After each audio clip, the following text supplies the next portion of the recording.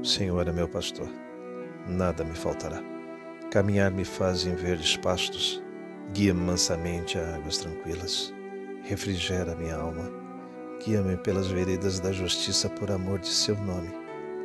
Ainda que eu caminhasse pelo vale das sombras da morte, eu não temeria mal algum, porque tu estás comigo.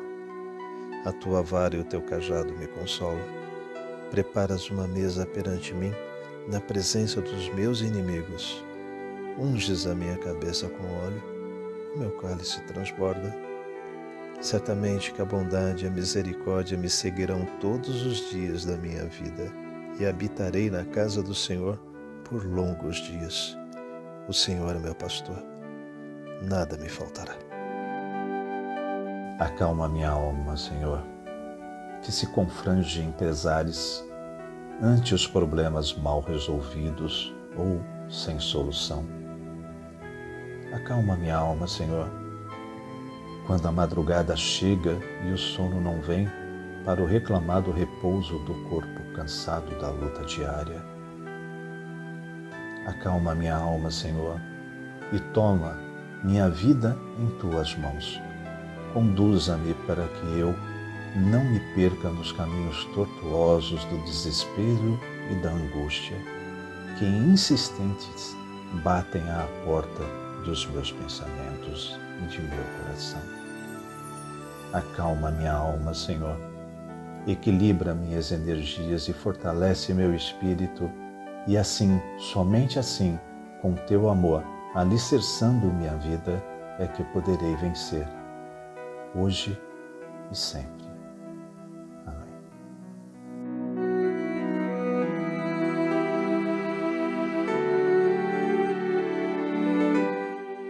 Pai nosso que estais nos céus, santificado seja o vosso nome. Venha a nós o vosso reino, seja feita a vossa vontade, assim na terra como no céu. O pão nosso de cada dia nos dai hoje. Perdoa-nos as nossas ofensas, assim como nós perdoamos a quem nos tem ofendido. E não nos deixeis cair em tentação, mas livrai-nos do mal. Amém. Ave Maria, cheia de graça, o Senhor é convosco. Bendita sois vós entre as mulheres, bendito é o fruto do vosso ventre, Jesus. Santa Maria, Mãe de Jesus, rogai por nós, os pecadores, agora e na hora de nossa morte. Amém. Rendendo graças ao Pai, pedimos humildemente para que possa nos potencializar, Senhor, para conseguirmos elevar o nosso pensamento, a nossa frequência, para estarmos envoltos na Tua presença, Pai, e envoltos em Ti. Assim, pelo decurso dos Seus enviados, os Espíritos superiores, unidos e em conjunto, nos colocamos à disposição para sermos instrumentos de Tua vontade. Que possamos ser os úteis no estudo e aprendizado do Evangelho que hoje nos coloca.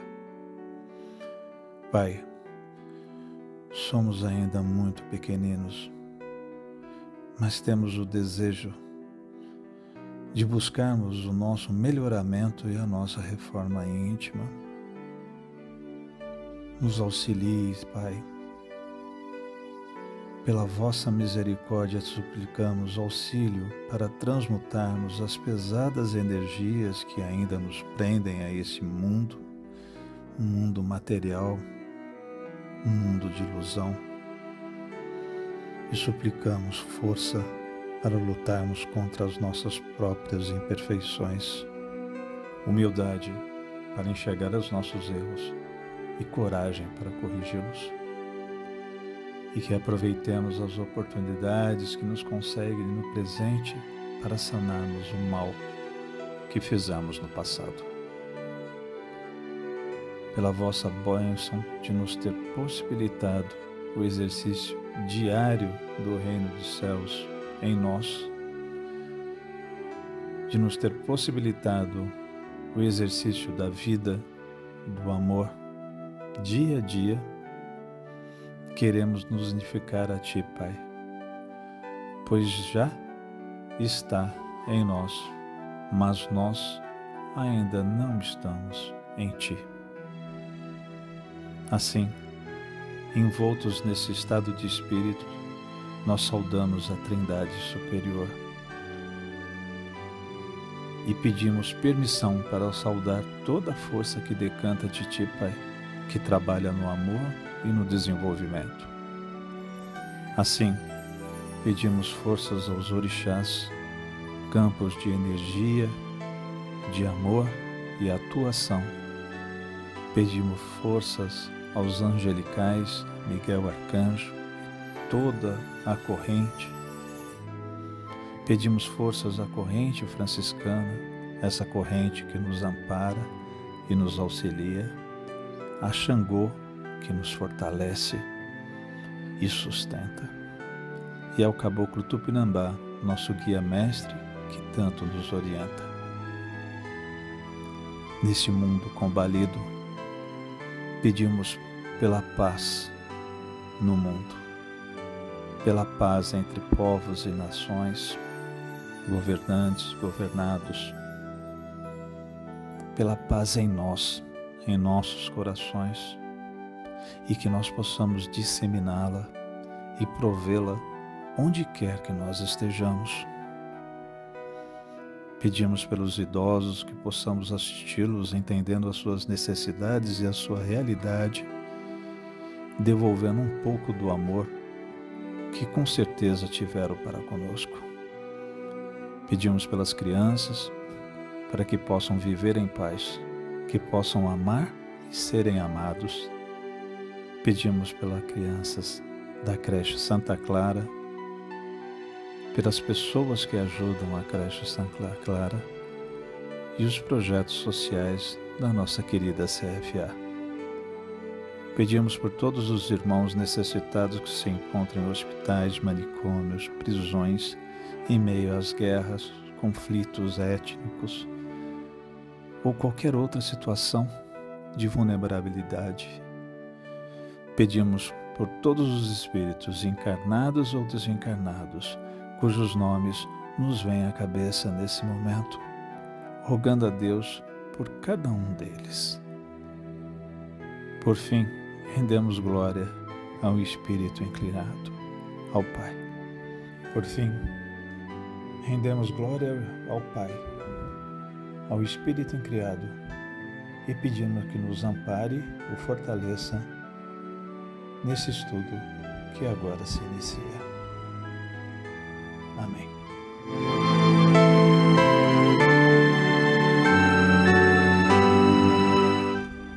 Da sabedoria do Evangelho de Carlos Torres Pastorino, Vaidade.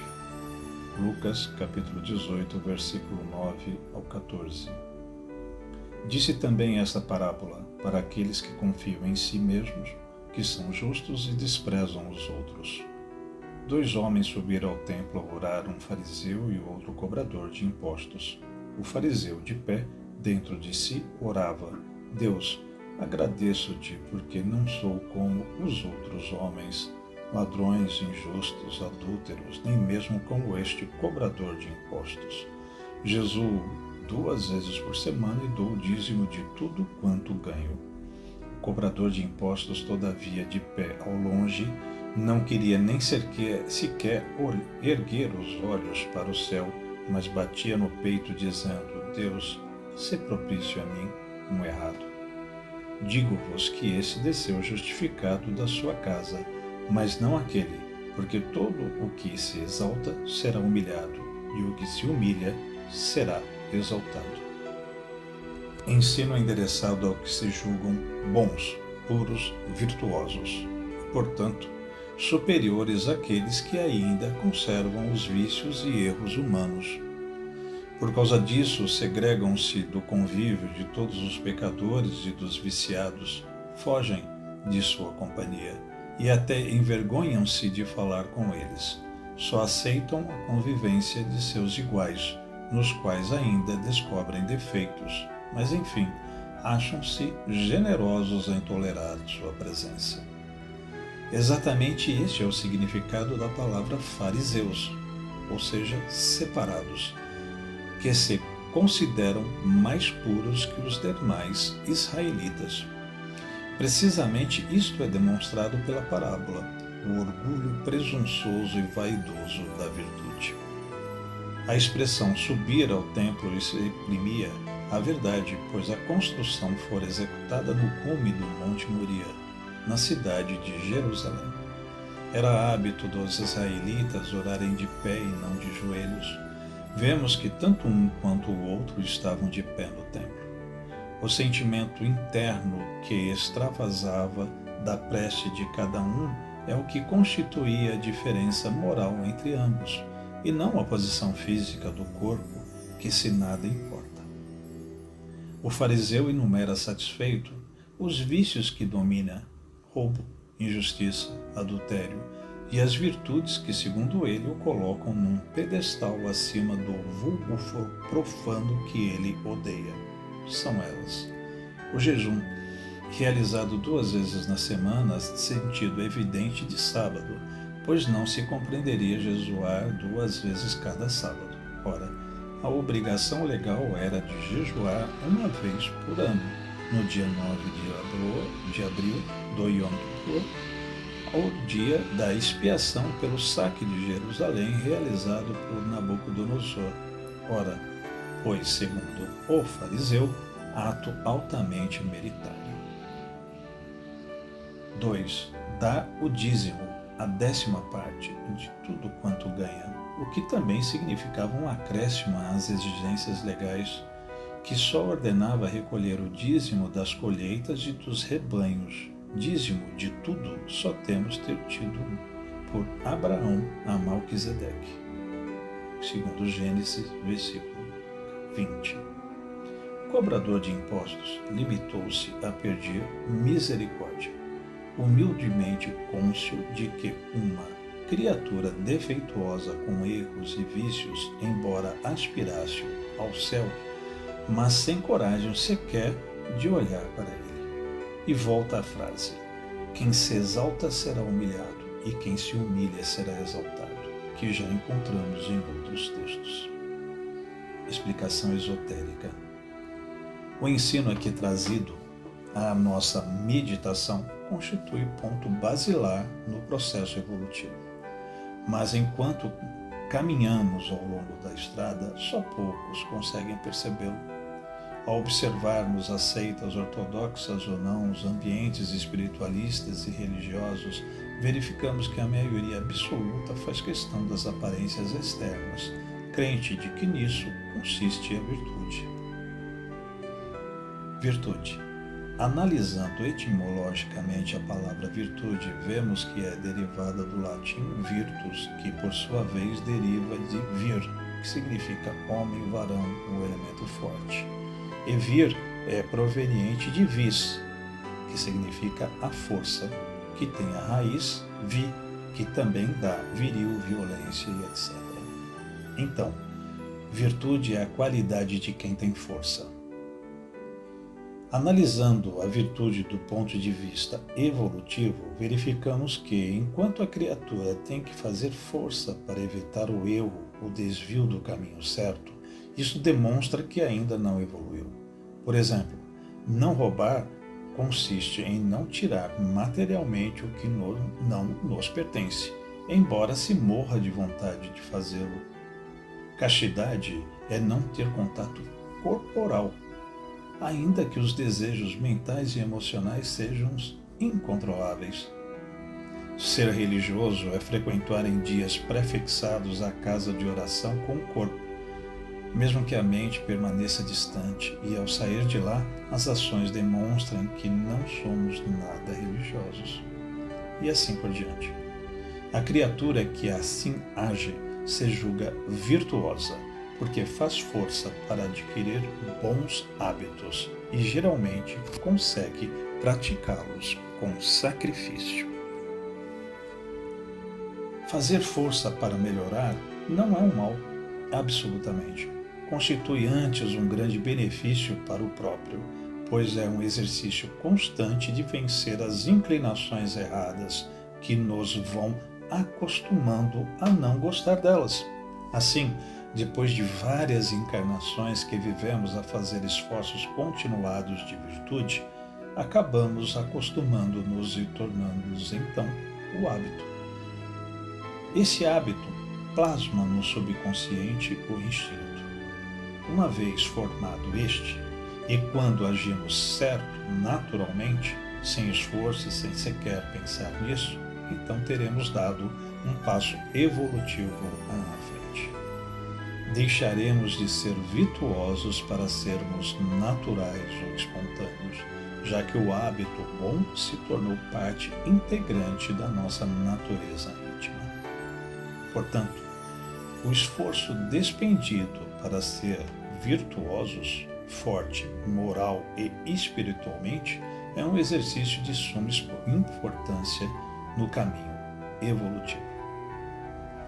O erro da criatura reside em julgar que, por estar combatendo em si as más inclinações, já é evoluída, acreditando-se, por isso, superior aos demais e desprezando-os, ou até mesmo evitando-lhes a companhia para não se misturar e não ser confundido com eles, que também pode constituir uma defesa para quem não está muito seguro consigo mesmo.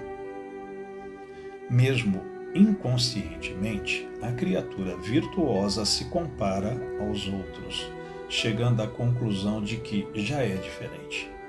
E por este motivo agradece a Deus, ao passo que a criatura evoluída não se compara a ninguém, porque não se vê perfeita, nem repara nos outros, porque não tem tempo para isso.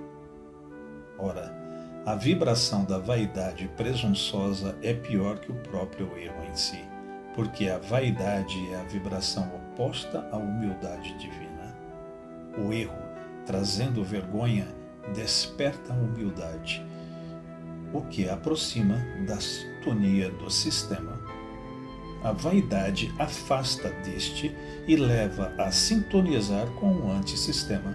Por isso, o cobrador de impostos, ao pedir misericórdia para com seus erros, saiu do templo justificado, porque é sintonizado com a humildade. Para o fariseu, todos os homens eram ladrões, injustos e adúlteros. Para o cobrador de impostos só havia preocupação consigo mesmo, a fim de pedir compaixão pelos seus erros. Já vimos no capítulo anterior que os errados e as prostitutas precederão os sacerdotes no reino de Deus, conforme Mateus capítulo 21, versículo 31. Não porque sejam melhores, mas porque são humildes, ao passo que os sacerdotes possuem a vaidade do posto que ocupam.